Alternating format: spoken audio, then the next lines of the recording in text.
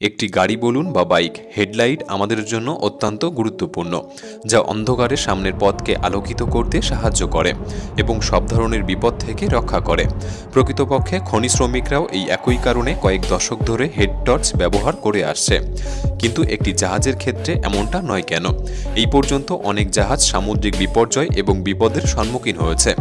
যেমন 1912 সালের এপ্রিলে সবচেয়ে বিখ্যাত জাহাজ আরএমএস টাইটানিক অস্বাভাবিক অন্ধকারে একটি আইসবার্গে আঘাত করেছিল। এখনও পর্যন্ত এই প্রশ্ন নিয়ে ভাবা হয় যে আসলেই কি একটি বড় টর্চ লাইট থাকলে তাদেরকে সাহায্য করতে পারত। যদি পারত, তাহলে অন্য সব গাড়ির মতো একটি জাহাজে হেডলাইট থাকে না কেন? আজকের ভিডিওতে আমরা জাহাজের এই গোপন রহস্যের উত্তর দেওয়ার চেষ্টা করব। ভিডিওটি একটু জটিল হলেও আশা করি কিছু উদাহরণের সাথে আমি আপনাকে বোঝাতে পারবো। তাই ভিডিওটি সম্পূর্ণ দেখার অনুরোধ রইল। আর নতুন বন্ধুরা অবশ্যই পাশে থাকা সাবস্ক্রাইব লেখাটি প্রেস করে বেল আইকনের অল অপশন সিলেক্ট করুন।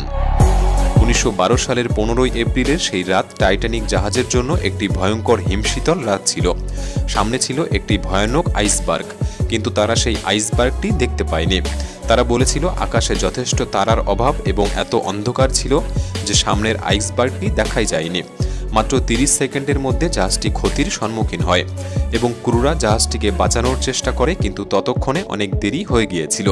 জাহাজটি ডুবে যাওয়ার পরে প্রথমবার যখন নিউ ইয়র্ক সিটিতে একজন মার্কিন সিনেটর উইলিয়াম অ্যাডলেন স্মিথের নেতৃত্বে বৈঠক বসানো হয়, তিনি অনেক ক্রু এবং যাত্রীদের কাছে জিজ্ঞাসাবাদ করেছিলেন যে সেদিন রাতে আসলে জাহাজে কি হয়েছিল।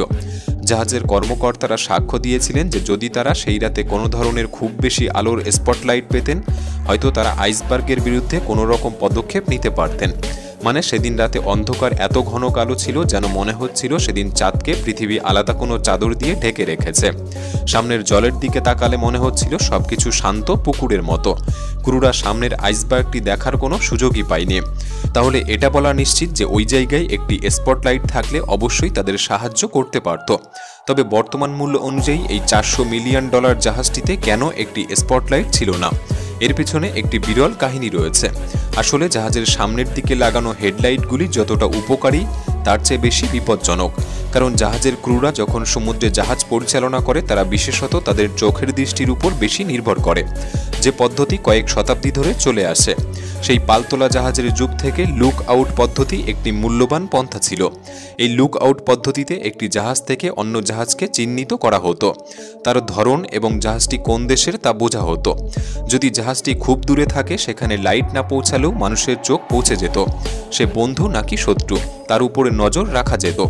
উদাহরণস্বরূপ, ঘন অন্ধকারের মাঝে আপনি কোনো আলো ছাড়াই দাঁড়িয়ে থাকলে দূরে সামান্য আলোর মিটমিটও দেখতে পাবেন।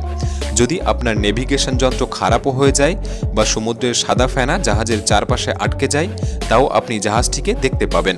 তবে অবশ্য এই লুক আউট পদ্ধতির জন্য জাহাজ চালকের দৃষ্টিশক্তি অত্যন্ত প্রখর হতে হতো। টাইটানিকের সেই যুগে এই একই পদ্ধতির প্রচলন ছিল, কিন্তু বর্তমান সময়ে এসেও এই পদ্ধতির খুব একটা বেশি পরিবর্তন হয়নি। বর্তমান সময়ে এসেও জাহাজ চালাতে প্রখর দৃষ্টির প্রয়োজন হয়। আপনি সামনে কি দেখছেন তা আসলে কি, এটা বোঝা অত্যন্ত গুরুত্বপূর্ণ। প্রথমত নেভিগেশনের জন্য, এবং আপনি জাহাজটিকে কোন পথে নিয়ে যাবেন, আশেপাশে কতটুকু জায়গা রয়েছে এবং আপনার জাহাজের এরিয়া কতটুকু, যেখানে আপনি ছাড়াও আশেপাশে হয়তো বিভিন্ন ধরনের এবং আকারের জাহাজ চলতে পারে। অন্ধকারের মধ্যে দিয়ে আপনার পদক্ষেপের উপরই নিশ্চিত করবে যে জাহাজটি বিপর্যয়ের মুখে পড়বে কিনা। এছাড়াও রাতে চলাচলের জন্য গুরুত্বপূর্ণ কিছু লাইট রয়েছে, যে লাইট জাহাজটি কোন দিকে যাচ্ছে তা শনাক্ত করতে সাহায্য করে। জাহাজের বাম দিকে থাকে একটি লাল লাইট এবং ডান দিকে থাকে একটি সবুজ লাইট, যে আলো জ্বালিয়ে জাহাজ নির্দেশ করে যে সে কোন দিকে যাচ্ছে। এবং আরেকটি লাইট জাহাজের অনেক উঁচুতে লাগানো হয়, যে সোজাসুজি জাহাজ চলাচলকে নির্দেশ করে। উদাহরণস্বরূপ, যদি একপাশে একটি লাইট দেখেন তাহলে বুঝবেন সেই জাহাজ সেই দিকে যাচ্ছে, এবং যদি 3টি লাইট একসাথে জ্বলতে দেখেন তাহলে বুঝবেন জাহাজটি সোজাসুজি আপনার দিকে আছে। কিন্তু এত সব সিগন্যাল বা বোঝাপড়া সব ভঙ্গ হয়ে যেত যদি একটি জাহাজে হেডলাইট লাগানো হতো। কারণ অন্ধকারে হঠাৎ কোনো জোরালো আলো ক্রুদের সামনে ঘোলাটে বা ঝাপসা করে দিত। কিছুই দেখা যেত না, ফলে ক্রুদের রাতের দৃষ্টি নষ্ট হতো। এতে একটি জাহাজ তার লাইন থেকে বেরিয়ে অন্য বিপর্যয়ের দিকে যেতে পারত বা সামনে কোনো বাধা বা বিপজ্জনক পরিস্থিতির দিকে পরিচালিত হতে পারে। তবে যদিও জাহাজের উপরি অংশে একটি সার্চ লাইট লাগানো হয়, তবে এই লাইট একটি জাহাজের জীবনে খুবই বিরল সময়ের জন্য দরকারি হতে পারে। যদি এটি সবসময় চালু থাকে তবে জাহাজের প্রশিক্ষিত ক্রুদের জন্য এই লাইট একটি বড় সমস্যা। টাইটানিক জাহাজ যেদিন ডুবে যায় সেদিন জাহাজের ফ্রন্ট নাইট ভিশন সম্পূর্ণ কালো হয়ে গিয়েছিল, কারণ সেদিন হয়তো লাইটের কোনো সমস্যা ঘটেছিল। টাইটানিক জাহাজ আসলে 360 ডিগ্রি বেষ্টিত আলো দিয়ে সজ্জিত ছিল, যেখানে উপরের ডেকগুলিতে ডেক ল্যাম্প লাগানো হয়েছিল এবং জাহাজের সবচেয়ে কাছের লাইটগুলিতে কাপড় দিয়ে ঢাকা হয়েছিল, যেন জাহাজের আলো সামনে আসতে না পারে এবং ক্রুদের নাইট ভিশন নষ্ট না করতে পারে।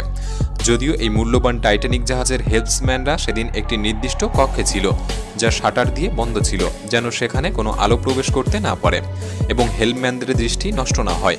যদিও এই একই উপায় বর্তমান জাহাজগুলিতেও রয়েছে।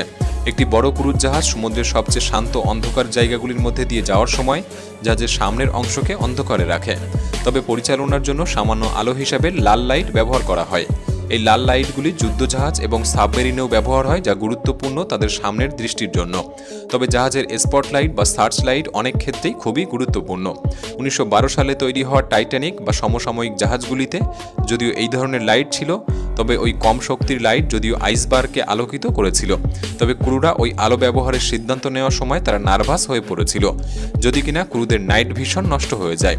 তবে সেদিন রাতের ওই দুর্লভ আর বিরল ঘটনা হয়তো হাজারটা সার্চ লাইট থাকলেও আটকানো যেত না। তবে একটি জাহাজে সার্চ লাইটের যে গুরুত্ব অপরিসীম এটা স্পষ্ট, কারণ সামুদ্রিক একজন শিল্পী কেনেথ গুসমিথের এই সুন্দর পেন্টিংটিকে একবার দেখুন, যিনি তার নৈপুণ্যের এক পরম কিংবদন্তি ছিলেন। এই ছবিতে দেখা যায় যে 1920 সালের ব্রিটিশ লাইনার জাহাজ যে অত্যন্ত সংকীর্ণ সুয়েজ খালকে অতিক্রম করছে এবং জাহাজের সামনের প্রান্তে একটি লাইট জ্বলজ্বল করছে, যা দেখে যে কেউ একটি জাহাজের হেডলাইট বলে মনে করবে। তবে এই লাইটটি সুয়েজ খালের মধ্যে দিয়ে যাতায়াতের জন্য একটি সার্চ লাইটের উদাহরণ ছিল। সুয়েজ খাল সম্পর্কে তো আগের একটি ভিডিওতে বলেছিলাম।